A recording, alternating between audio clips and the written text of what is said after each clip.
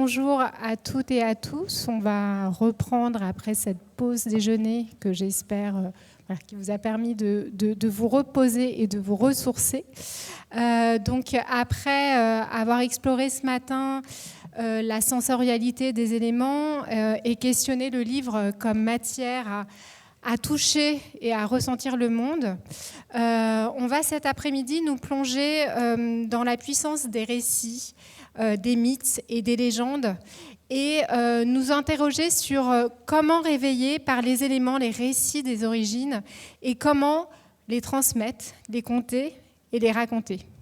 Alors, pour réfléchir et échanger autour de ces questions, j'ai le plaisir d'être bien accompagnée, d'accueillir donc Noémie Monnier, qui est donc co-créatrice du magazine Baïka, qui est un magazine dédié aux enfants de 8 à 12 ans et consacré aux cultures du monde.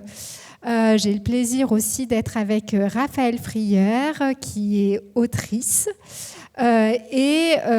Pour aussi faire vivre, comme on est autour de raconter, conter, faire vivre le patrimoine oral.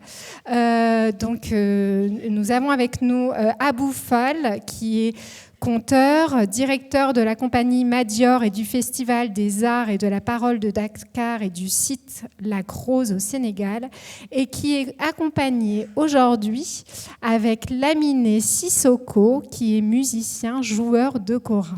Voilà, que vous allez découvrir. Donc on va commencer autour des éléments, qui est le thème de la fête du livre. On a vu ce matin que les éléments étaient matière, mais ils sont aussi porteurs des récits des origines. Dans le magazine Baïka, il y a toujours une rubrique, un chapitre consacré aux contes, mythes et légendes du monde. Et quand j'ai relu tous ces textes, j'ai été frappée à quel point les éléments façonnent ces mythes d'origine, et quelle que soit la culture, qu'on soit en Finlande, en Égypte, en Mésopotamie ou en Irlande.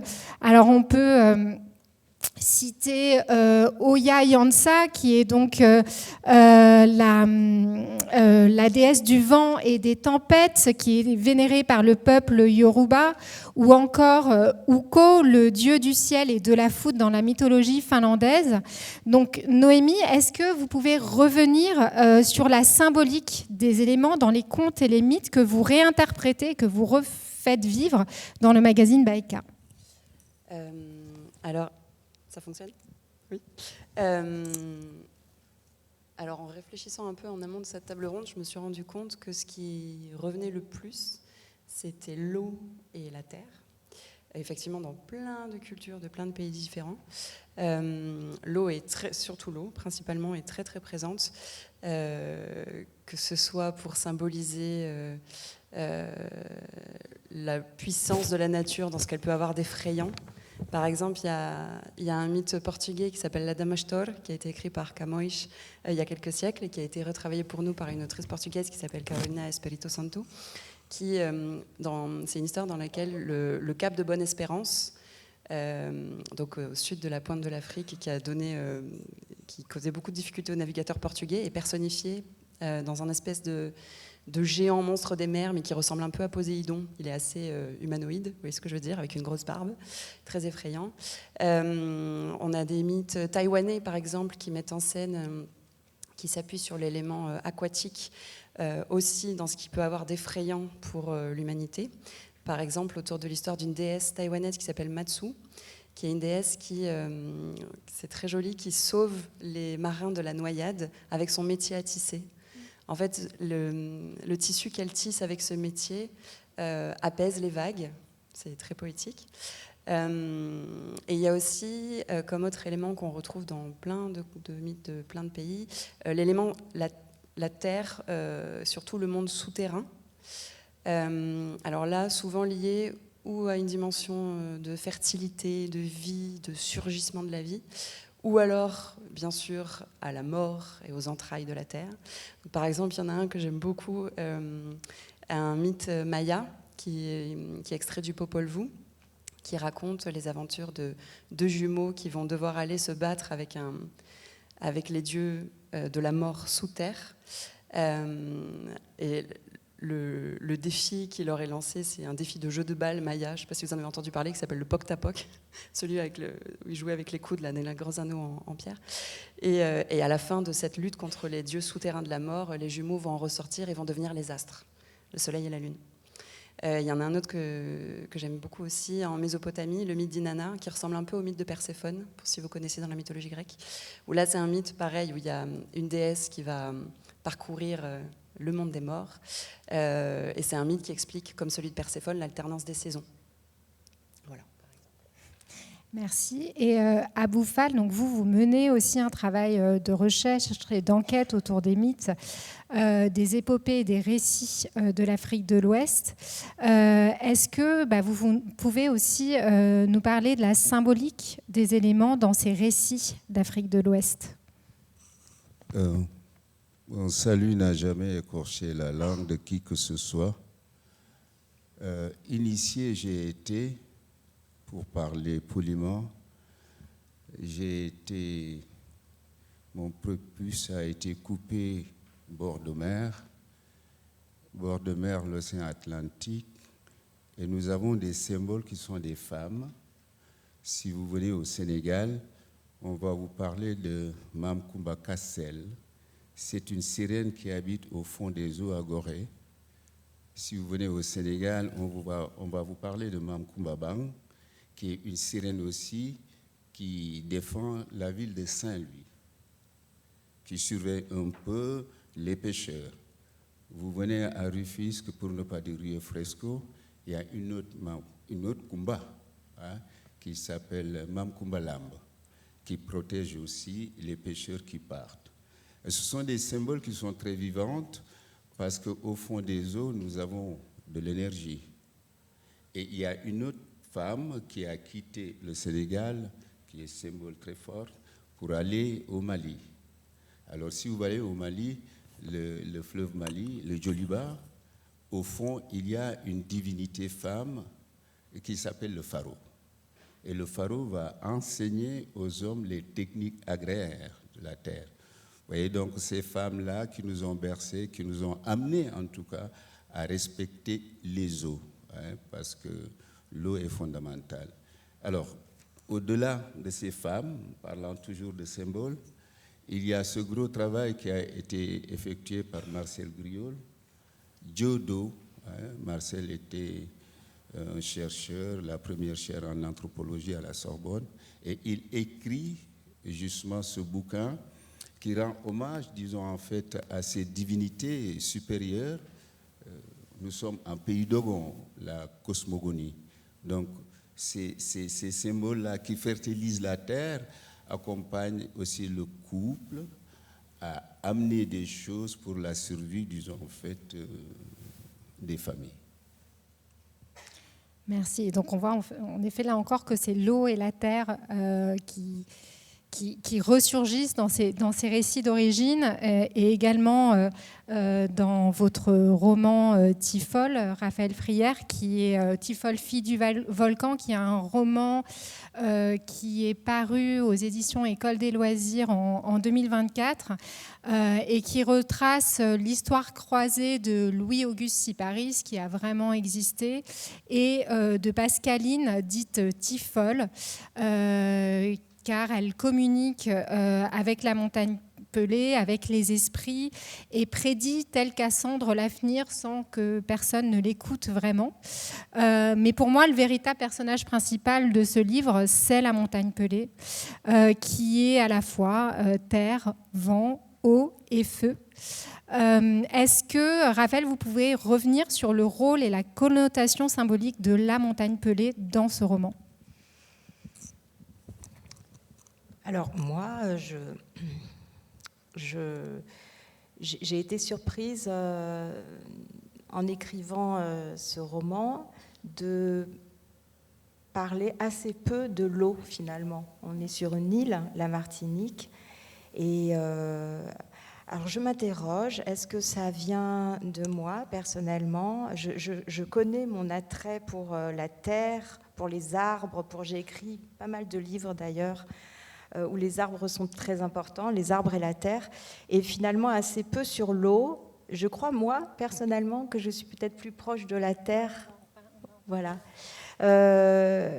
Si bien que la montagne Pelée, je vous entendais dire que évidemment c'est à la fois la terre, le feu, l'eau, c'est tout ça à la fois, puisque c'est une île volcanique, hein, la Martinique. En tout cas, dans mon roman, elle est très très terre, elle est très feu évidemment, hein, bien entendu, puisque le volcan explose en 1902.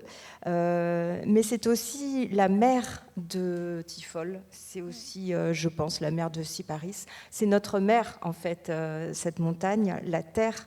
La terre est notre mère. Moi, je le ressens comme ça, en tout cas. Voilà.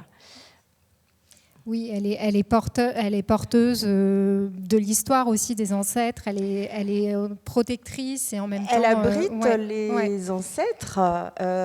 Beaucoup en fait se sont perdus, ont sombré dans la mer, bien entendu, en faisant la traversée.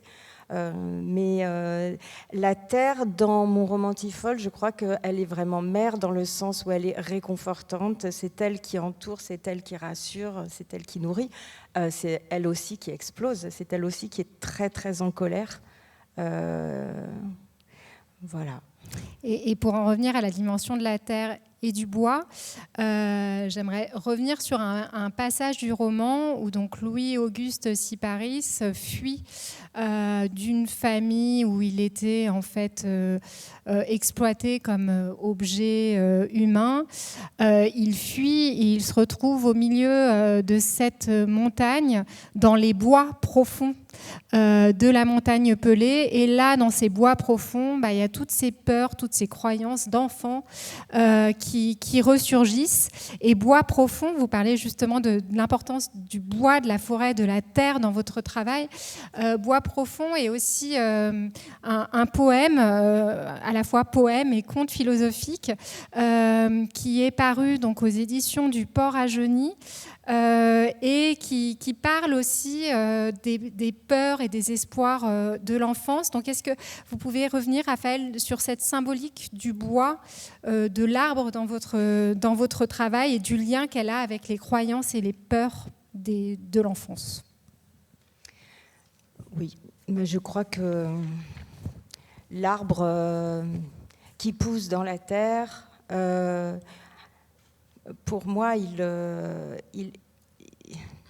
le bois a cette qualité que j'attribue à la terre aussi, en tout cas qui me rassure, dans la mesure où de ses racines jusqu'à sa cime, en fait, représente la vie. Et quelque part, il nous porte. Enfin, il me porte, j'ai le sentiment qu'il me porte. Je me revois grimper aux arbres, je me revois gratter la terre et trouver les racines. Et puis, dans notre symbolique, c'est aussi, je pense bien sûr à l'arbre généalogique, à l'arbre qui transmet. Voilà. Et pour moi, la terre et l'arbre transmettent vraiment. Ouais. Voilà, et je suis si triste de voir à quel point on malmène notre terre et nos arbres et nos éléments en fait qui sont nos alliés normalement. Voilà. Merci. On va parler juste après de cette question de la transmission. Mais avant, je voulais revenir sur les illustrations. Alors que ce soit la couverture de Tifol, où il y a vraiment cet aspect nature-arbre, donc une couverture de l'illustratrice Béax. Là, c'était une autre proposition de couverture qui n'a finalement pas été choisie. Et revenir aussi sur les illustrations d'Amélie Jakowski dans Bois profond, où on est aussi sur quelque chose de très sombre, très inquiétant, avec cette couleur du gris qui est très présente. Est-ce que, bon, vous êtes l'autrice, pas l'illustratrice, mais revenir un petit peu à la fois sur le choix de couverture de Tifol et sur ces illustrations d'Amélie qui complètent et font appui à votre texte. Alors, les illustrations d'Amélie, en effet, déjà, elle a choisi un ton entre le bleu, noir et blanc. C'est très sombre, mais il y a des points de lumière un peu partout aussi dans cet album. Je dirais que oui, c'est inquiétant, mais parce que c'est inquiétant ce qu'on vit, c'est inquiétant de vivre. Mais en même temps, c'est très captivant aussi. Enfin, ces images sont captivantes. On a envie d'aller vers ces points de lumière et pour mieux se connaître, en fait. Évidemment, comment dire, ce passage dans les bois profonds, c'est aussi une manière de faire marcher son imagination et de se connaître mieux, d'aller au fond de soi et de voir ce qu'on y trouve. Voilà. Et alors l'illustration de Béax, l'illustration de la couverture de Tifol, oui, les tons sont très différents. Le travail de Béax a été choisi parce qu'il y a quelque chose de très presque jubilatoire. Voilà, c'est très florissant, la végétation est très présente, les couleurs, voilà. Après, on m'a proposé quelques noms pour l'image de couverture, mais c'est pas mon travail à moi, en fait. Oui, c'est le travail de l'éditeur, mais voilà, j'aurais vu qu'on est vraiment dans les éléments aussi dans la couverture. Oui, mais je suis contente de cette couverture, je la trouve très réussie. La première que vous avez vue en noir et blanc n'a pas été choisie, alors que je l'aimais beaucoup. Moi, j'aimais beaucoup cette petite fille accroupie et qui regarde la montagne, mais pour la maison d'édition, le personnage était trop jeune. Voilà. Merci. Et vu qu'on est dans les illustrations, alors dans Baïka, il y a vraiment une très importante place accordée à l'illustration. L'illustration qui porte aussi cette symbolique très forte des éléments. Est-ce que vous pouvez nous parler un petit peu du travail? Vous travaillez avec beaucoup d'illustrateurs. Voilà, nous parler un peu des illustrations et en même temps, je les défile parce qu'elles sont vraiment très belles. Donc nous, dans la revue, nous confions en fait à chaque fois la rubrique sur les mythes et légendes à une artiste différente à chaque fois. Il nous arrive de retravailler avec une même artiste, mais jamais d'un numéro sur l'autre. On travaille avec des artistes du monde entier, donc parfois on confie un mythe à une artiste qui est vraiment native du pays à l'honneur. Donc par exemple, c'est ce qu'on avait fait pour le numéro Taïwan ou le numéro Lituanie, ont été illustrés par des artistes de là-bas. Mais on travaille aussi avec plein de jeunes illustratrices françaises. On travaille beaucoup avec le Master Illustration de Bordeaux. On a fait partie de leur jury de fin d'année et on suit beaucoup leur travail parce que la maison d'édition est basée en Gironde.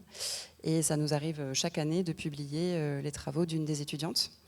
Alors je dis tout au féminin parce qu'on travaille quasiment qu'avec des femmes.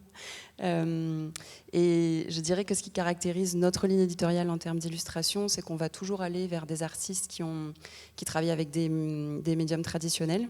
On n'ira jamais sur du tout numérique parce que tout Baïka est fait de matière très organique. Et ma collègue Lola Auberson, qui a créé les couvertures de Baïka, qui fait toute la direction artistique, qui a créé la charte graphique, etc., a une façon de travailler qui est très composite, avec toujours beaucoup de matière. Donc elle va, par exemple, prendre en photo un rondin de bois dans son bois et le scanner et ensuite créer une illustration avec ça. Il y a toujours énormément de matière. Donc je dirais que c'est ce qui caractérise un peu nos choix en termes d'illustration. Par exemple, la première que tu as montrée tout à l'heure sur le Costa Rica, voilà, le travail de Laura Kienzler, que j'adore, qui est une illustratrice de Strasbourg. Elle travaille beaucoup avec du collage. Vous voyez beaucoup de matières différentes qui se détachent sur cette jolie forêt du Costa Rica. Et voilà, c'est quelque chose qui, je pense, aide beaucoup à tout ce qui est peinture des éléments de l'univers onirique qu'il y a derrière les mythes et légendes. Le fait qu'il y ait autant de matière. et qui parle aux... Alors, on a parlé toute la matinée de matière, donc on revient toujours à cette matière, et qui parle aux enfants aussi. Voilà, ce côté sensoriel qui les amène à explorer l'image et après à découvrir l'histoire. Et justement, comme on parle des enfants, parler de la transmission, il est question de transmission, de comment transmettre les histoires, comment transmettre la parole des anciens. Voilà, vous trois, c'est des questions qui se posent et qui vous habitent. À Bouffal, cette question-là est bien sûr au cœur de votre travail. Vous œuvrez pour la préservation de ce patrimoine oral que vous a transmis votre grand-mère, d'ailleurs, que vous appelez Bouche du Monde.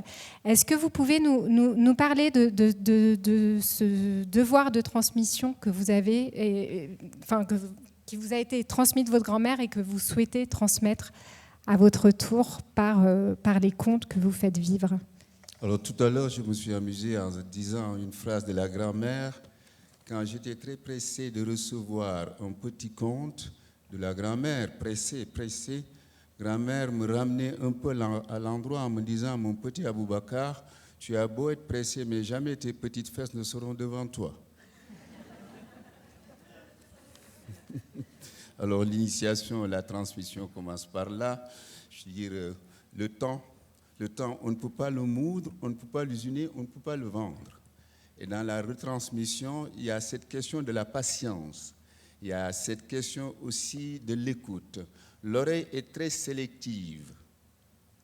L'oreille n'accepte pas les choses qui ne sont pas justes.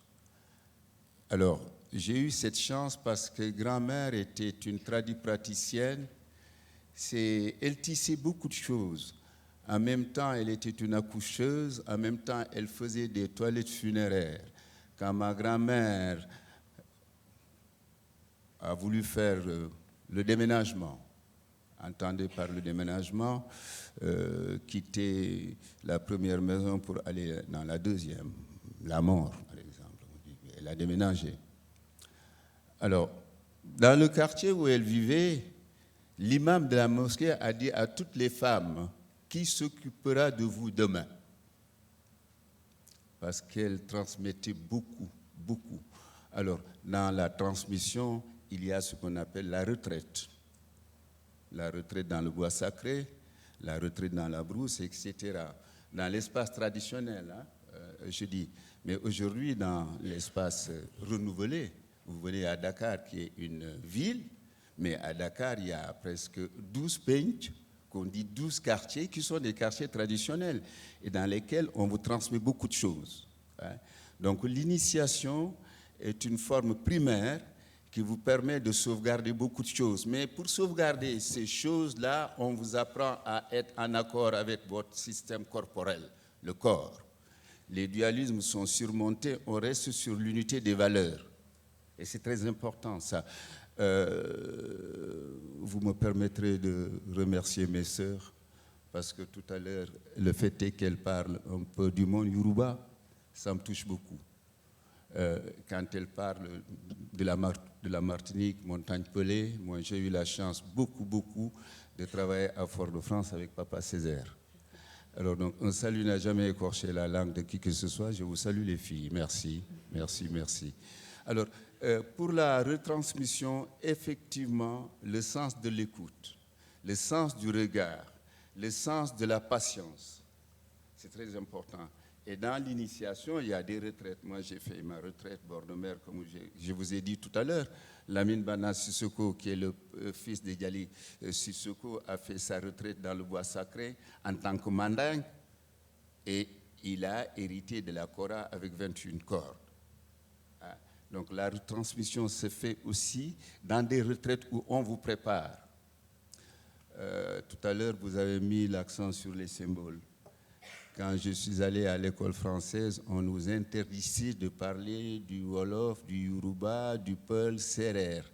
Mais si jamais tu parlais une de ces langues, pour ne pas dire dialecte, on te donnait un bâton qu'on appelait le symbole. Et tu le gardais. Et le lendemain, quand tu reviens, tu as le bâton et tu fais tout ton possible pour ne parler que français. C'est sur les symboles. Hein. Ouais. La retransmission, pour moi, elle est plus que nécessaire. Mais il y a une pédagogie, il y a une préparation. Enfant, on m'a appris à m'amuser. Et grand-mère me disait, le jour où tu cesseras de t'amuser, tu ne feras pas de grandes choses. Les enfants doivent s'amuser. Et donc, on a le lien à la parole, on a la transmission par la musique aussi. Là, vous avez tenu à être accompagné de Lamine Sissoko. Vous œuvrez dans votre travail à retransmettre la musique des cours du Moyen-Âge, les instruments comme, je ne sais pas si on dit là ou le kora, je suis désolée, je ne suis pas musicienne, voilà, comme la kora, qui sont des instruments traditionnels. Est-ce que vous pouvez parler de ce lien aussi avec la musique qui est important, et si Lamine aussi veut prendre la parole, important dans votre travail de transmission? Oui, alors le premier instrument de l'humain, c'est la voix. Et la voix est un instrument à vent, c'est un instrument à cordes. Quand je parle, je souffle. Quand je parle, mes cordes prennent de l'importance et communiquent avec mes résonateurs, la colonne d'air. Quand vous voyez la kora, c'est tout ça. La calebasse, la terre, manche, colonne d'air et le trou. Alors, c'est très important. La kora, un instrument qui peut être utilisé aussi dans des concerts, quand on joue, etc. Mais dans la transmission, cet instrument, si vous racontez un récit épique, cet instrument est là. Et tout ce que vous dites, l'instrument le dit. Alors, si vous ne savez pas écouter justement l'instrument, vous êtes à côté. Donc, intéressant, enfin pour moi, c'est important de faire des recherches par rapport à la musicalité de ces récits et de comprendre sens et signification pourquoi cet instrument est là. Dans les grands récits, nous avons le grand récit du Mandé, Sundiata Keita, la fameuse bataille de Kirina avec un roi qui s'appelait Soumaoro Kanté. Et quand cette bataille se termine et que Sundiata arrive à vaincre l'autre, tout de suite, nous sommes en 1236, la fameuse charte de Kurukankufuga qui fait 44 articles. Et sur les 44 articles, hommage à la terre, la femme. Nul n'a le droit de lever sa main sur une femme. Nul n'a le droit de lever sa main sur un enfant. L'étranger, quand il vient chez vous, il est votre voisin. C'est Sundiata et l'instrument joue ça. Avec votre permission, je lui demanderai de faire peut-être une petite ligne. Avec votre permission.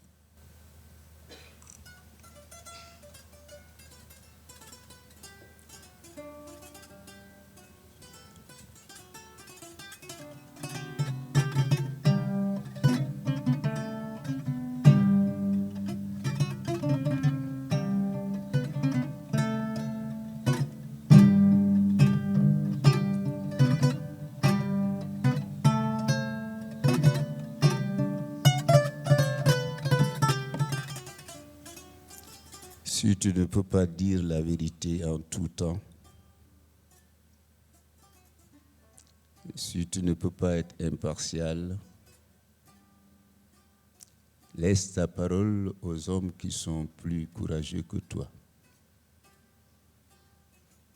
Fama, si les hommes plus courageux que toi sont absents du village, regarde du côté des femmes. Elles t'indiqueront les chemins de l'honneur.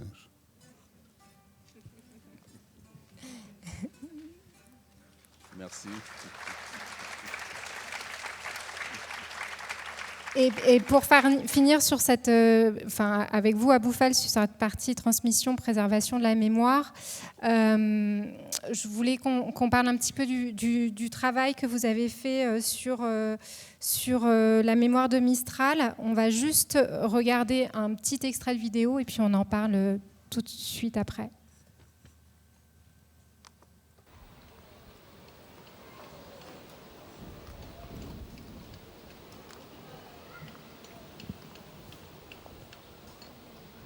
toutes les petites maisons, des mamans et des grands-mères racontaient les histoires aux enfants. Ça a toujours existé. Et maintenant, à la bibliothèque, je crois qu'on va recommencer avec des grands-mères à raconter et à se raconter les histoires. Il était une fois, grand-père voulut semer des navets. Il n'y en avait qu'un seul qui poussa. Alors un jour, le grand-père voulut l'arracher.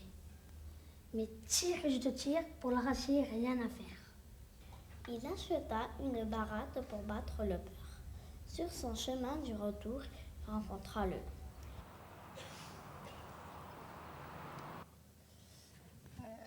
J'aime bien ce passage-là parce que justement il est question de transmission de la parole de génération en génération. Est-ce que vous pouvez nous dire 2 mots sur ce travail autour de la mémoire que vous avez fait dans le cadre de ce film? Alors c'est un documentaire réalisé 92-93, la mémoire des cités des jardins. Alors je m'amuse très souvent avec les amis en disant que je me définis comme un dauphinoir, pour ne pas dire un dauphinois. J'ai essayé de comprendre un peu ces difficultés dans ces quartiers qui semblent être des quartiers problématiques. Mistral, un quartier, la Cité des Jardins, pour qui connaît un peu les cités des jardins anglaises à l'époque, où il faisait bon de vivre, et soudain dans ces quartiers, il y a des bars qui se lèvent, etc. Et ces personnes qui vivent là, des personnes d'un certain âge, sont très troublées et ont envie de raconter la richesse des cités des jardins.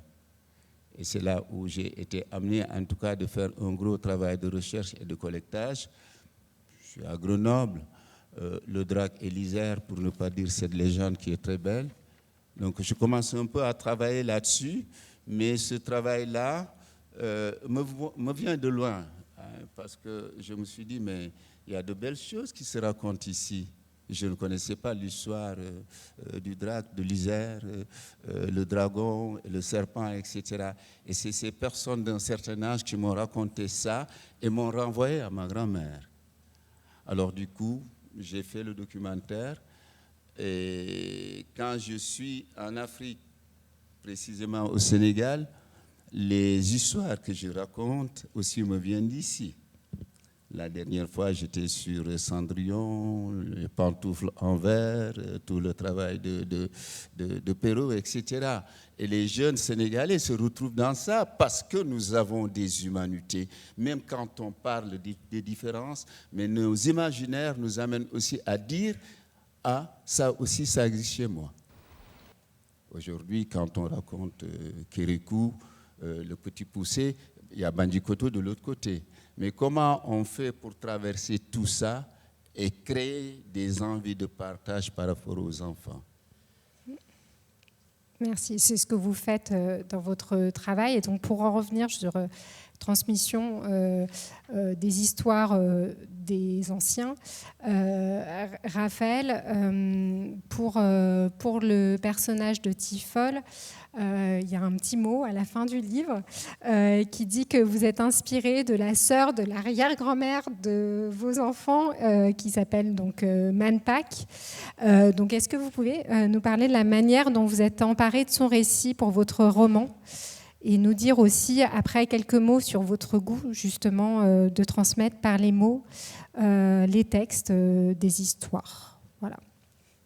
Manpak, c'est une très vieille femme que c'était, elle n'est plus aujourd'hui, mais je l'ai rencontrée quand moi j'avais à peine 18 ans et elle en avait 100. Et je l'ai rencontrée parce que c'était la sœur de la grand-mère de mon compagnon. Je l'ai rencontrée en Martinique, dans sa maison, toute de bois. Elle était allongée dans son lit et elle me parlait du volcan. C'est la première fois que j'ai entendu raconter en fait l'appeler. C'est dans sa bouche. Et lorsqu'elle me parlait, tout le monde autour me disait « Non, mais ne l'écoute pas, elle est folle, elle dit n'importe quoi. » Alors, elle était un peu sénile, en effet, elle était très très vieille. j'étais obligée de l'admettre, puisqu'elle elle me disait notamment qu'elle s'était mariée avec le président de la République, Pompidou. Voilà, donc là, je ne l'ai pas cru pour Pompidou, mais par contre, quand elle me parlait du volcan, je la croyais, et surtout, elle m'a raconté sa fuite, car elle habitait à Saint-Pierre, la ville qui se situe à quelques kilomètres au pied de la montagne Pelée. À l'époque, il y avait environ 30 000 personnes qui vivaient à Saint-Pierre. Et le 8 mai 1902, ces 30 000 personnes ont péri, à part la petite partie de la population de Saint-Pierre qui avait fui à temps, et 2 ou 3 miraculés survivants. Dont Louis-Auguste Siparis. Dont Louis-Auguste Siparis, qui lui est devenu une personnalité. C'était le miraculé de Saint-Pierre. Et moi, je me suis interrogée, parce que cette dame, Mampac, elle est décédée peu de temps après notre rencontre, et je me suis interrogée, je me suis demandé, mais pourquoi cette famille-là, donc cette famille qui est devenue la mienne, hein, puisque ce sont l'arrière-grand-mère et l'arrière-grande-tante de mes propres enfants, pourquoi cette famille a décidé de fuir? Ils étaient si peu, pourquoi eux ont fui? Et je n'ai jamais eu de réponse. Et là, j'ai compris que si on me disait que Mampac était folle, c'était parce qu'il fallait se taire. Il ne fallait pas parler du volcan. La douleur était trop vive, en fait. Trop de gens avaient péri. Et en fait, les parents de mon compagnon, tous deux venaient de villages de réfugiés de Saint-Pierre, mais dans la famille, beaucoup de gens sont morts à cause du volcan. Voilà. Et donc, le fait qu'on me dise il n'y a pas de réponse, ou le fait qu'on me dise il ne faut pas en parler, il faut se taire, moi je n'ai qu'une envie à ce moment-là, il y a un petit moteur qui se met en marche dans ma tête, et j'ai qu'une envie, c'est de trouver des réponses, et c'est de raconter, et c'est de chercher. C'est pour ça que j'ai écrit Tifol, en fait. C'est pour ça que j'ai écrit ce roman. Et c'est là qu'on voit le pouvoir de la littérature, oui. de refaire vivre des histoires oubliées, cachées. Noémie, peut-être un petit mot aussi sur cet aspect de transmission qui est aussi très important. Juste dire, par rapport à la transmission, que ça me frappe énormément quand même, quand je parle à des écoliers français, qu'ils ne soient pas au courant, assez peu en fait, sont au courant de l'histoire de cette explosion, cette éruption volcanique qui a été une des plus meurtrières en fait, et qui nous concerne, hein, puisque et voilà. Donc en général, quand je vais dans les classes, les enfants connaissent Pompéi, les enfants connaissent, mais la montagne Pelée, ils l'ignorent, et donc là, je me dis que dans ma belle famille, il y a eu cette injonction à se taire, mais en fait, cette histoire a été beaucoup tue, pas seulement dans ma famille, en fait. Elle a été invisibilisée, elle a été beaucoup tue. Voilà. Sur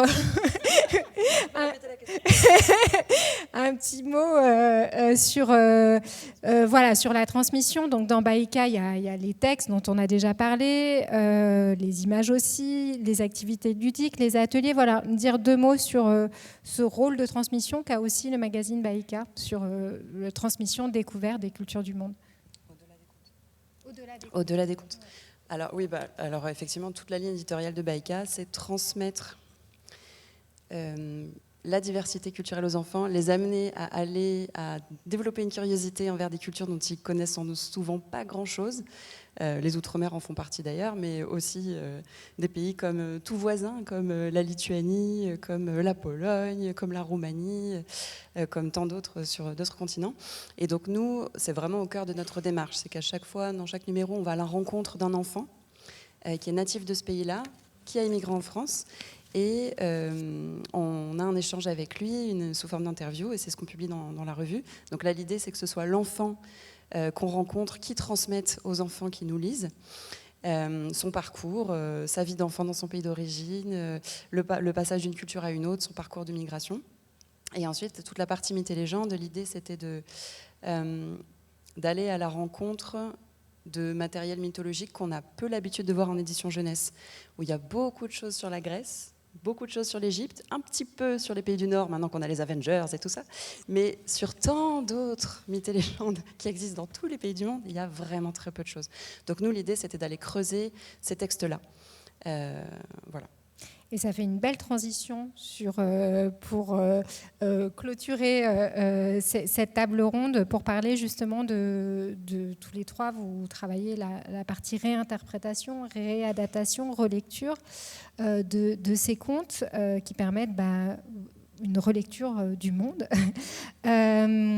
Donc, vous l'avez dit, pour ces contes de Baïka, vous partez de récits anciens, notamment pour les contes du Japon. Vous êtes inspiré des récits traditionnels japonais du 8e siècle. Est-ce que vous pouvez nous parler plus précisément de ces recherches et de ce travail d'adaptation ? Alors, c'est très variable en fonction du pays, bien sûr. Plus ou moins difficile aussi en fonction du pays. Mais souvent, alors il nous arrive parfois de traduire en français des textes qui ont paru dans les pays à l'honneur et dont on achète les droits pour la France, tout simplement. Mais il arrive aussi que pour des pays comme par exemple l'Indonésie, pour trouver des contes adaptés à l'âge de notre lectorat, donc les 8-12 ans, moi souvent ce que je fais, c'est que j'épluche les thèses sur la littérature orale du pays, qui sont souvent publiés dans tout un tas de langues par des universitaires du monde entier. Et ce que je cherche souvent, alors c'est très subjectif comme choix, je cherche des mythes qui ne dévalorisent pas les femmes, par exemple. Enfin voilà, je fais un choix très subjectif qui m'est propre par rapport à ce que je veux mettre en valeur dans la revue. Donc c'est plus ou moins difficile. Par exemple, les Bilin slaves, c'est pas super pour les femmes. Donc là, par exemple, j'ai dû chercher longtemps pour en trouver une dont le protagoniste principal était une femme, et c'était la femme qui sauvait son mari des geôles du tsar. Voilà, là j'ai choisi celle-ci. Donc c'est beaucoup de travail qui moi me ravit et me passionne, voilà, aller éplucher des thèses, des sombres thèses de littérature orale des années 60. Moi j'adore faire ça me dérange pas. Et ensuite d'essayer de trouver des corpus qui souvent présentent plein de versions d'un même conte.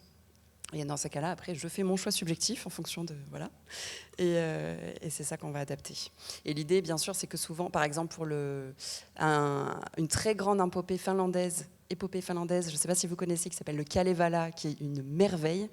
Le Kalevala, c'est une épopée versifiée qui doit faire à peu près 900 pages, qui est disponible chez Quarto, par exemple, pour les adultes. Mais donc pour les enfants, il n'y a rien. Donc là, dans ces cas-là, on va choisir un passage de cette vaste épopée et qu'on va réécrire pour les enfants. Et ce travail de réinterprétation est aussi au cœur de votre démarche, Raphaël. Donc on a parlé de Bois profond. Il y a aussi le conte poème Nous irons au bois, aussi paru aux éditions du Port à Jauny en 2016, ou encore La petite rouge Kourou, qui est sortie en 2025, qui est une réinterprétation du conte du petit chaperon rouge. Est-ce que... ouais, merci. Est-ce que vous pouvez nous parler, Raphaël, de cette relecture des contes que vous faites dans votre travail ?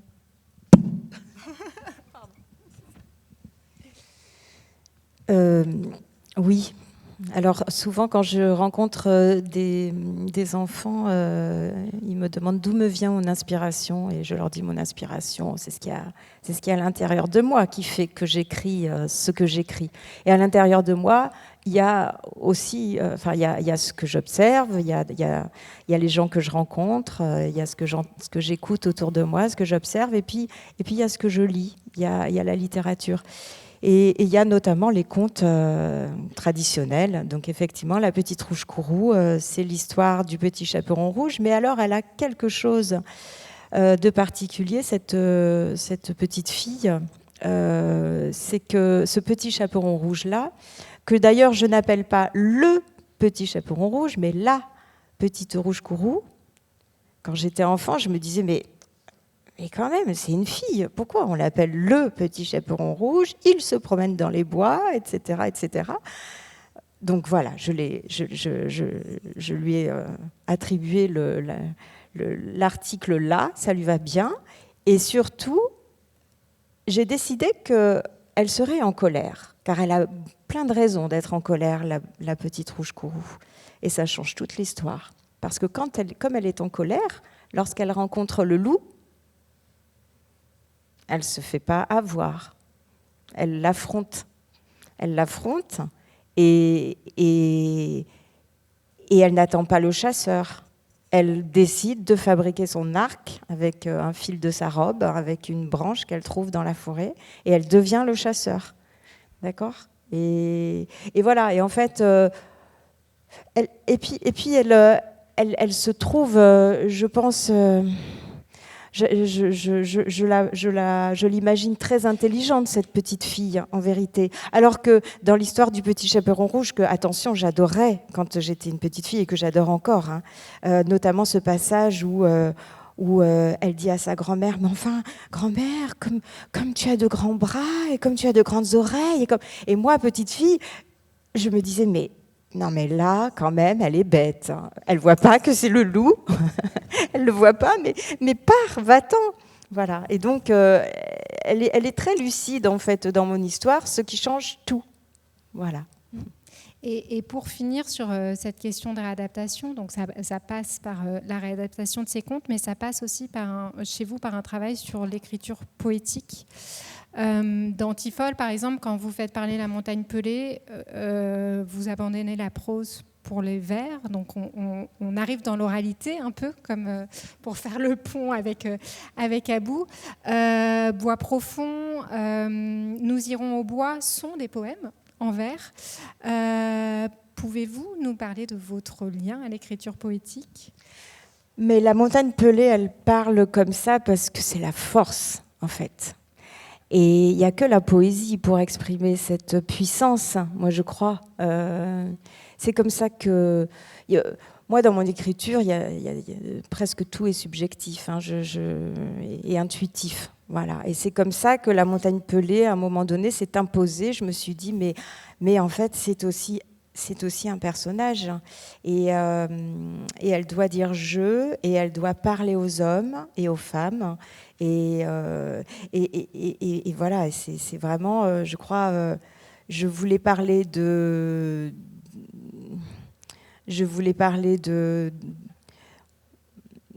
sa force et de sa vérité. Voilà. Merci. Alors, l'heure tourne. Voilà, il reste un peu moins de 10 minutes. Alors, si vous avez des questions à poser à nos 3-4 intervenants, c'est le moment. Je ne sais pas s'il y a des questions dans la salle.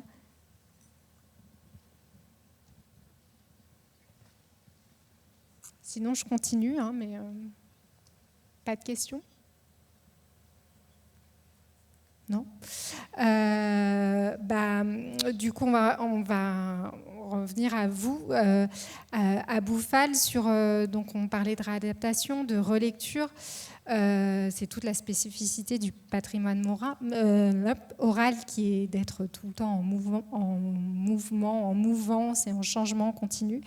Est-ce que vous pouvez nous parler de cette spécificité et de votre travail de réinterprétation perpétuelle de ces récits, et également aussi, puisqu'on est sur l'écriture, vous êtes dans l'oral, mais de liens que vous avez aussi avec l'écriture.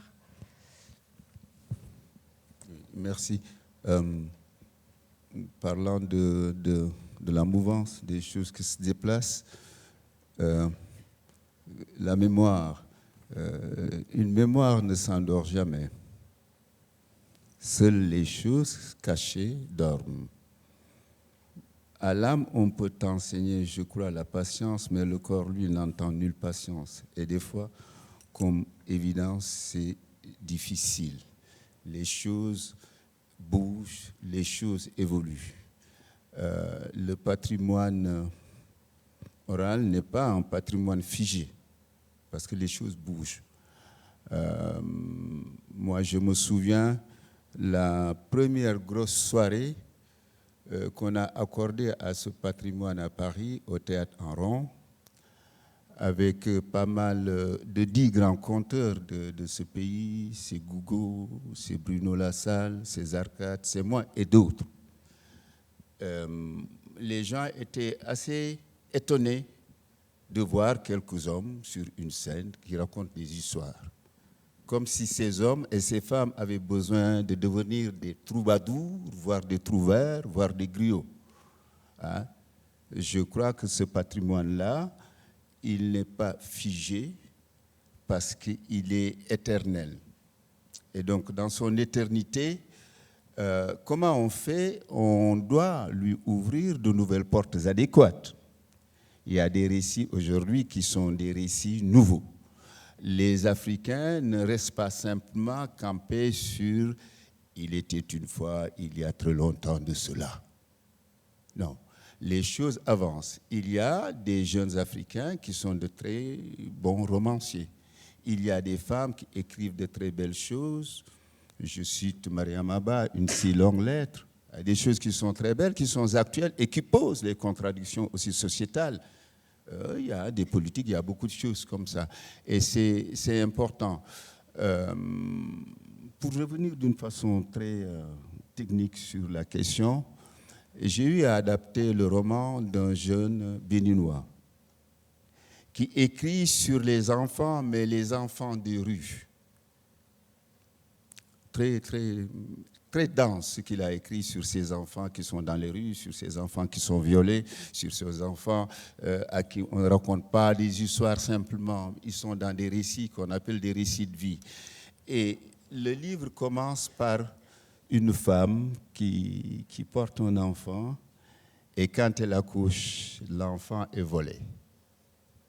Et elle pousse un cri funeste et on entend le vol du bébé a suscité des clameurs, une clameur vive et dense. Et on l'entend dire dans la ville, « On a volé mon bébé, Satchenuñ Soumadom, Satchenuñ Soumadom. » Et subitement, prêtez-moi vos oreilles, je vous les rendrai. L'enfant volé est retrouvé lui-même, il a grandi, il est devenu un voleur. Mais qu'est-ce qu'il a volé? Il a volé un pendentif en or, simplement pour retrouver le cou de sa mère. Et poser le pendentif là. Alors c'est une écriture, dit-on, urbaine. Mais dans cette écriture, on retrouve beaucoup le corpus yoruba, etc., les vaudous, etc. Donc les choses se transforment. Hein. Aujourd'hui, en Afrique, les écrivains s'installent sur des nouvelles. La nouvelle, elle est faite pour être lue rapidement. Il y a des techniques, en tout cas, de l'écriture, mais qui empruntent aussi à ce patrimoine des formes, c'est des harmonies, c'est des rythmes, et c'est très intéressant. Comme aujourd'hui, vous allez en Martinique, parce que la montagne Pelée, Papa Césaire et Senghor, des choses aussi qui sont nouvelles, des choses sur lesquelles les gens se disent « je suis aujourd'hui, je raconte aujourd'hui ». Moi, il m'est très difficile quand je suis en position narrative de dire « il était une fois ». C'est très rare que je dise « il était une fois ». Je raconte. Maintenant, est-ce que ce que je raconte est du passé? Est-ce qu'il est aujourd'hui? Mais ce qui m'intéresse, c'est demain. Alors, quand je dis ce qui m'intéresse, c'est demain, c'est aussi revenir un peu sur la création du monde. Dieu Ama a créé le monde avec une corde. Sur la corde, il a installé une femme. Encore les femmes. Applaudissez les femmes, s'il vous plaît.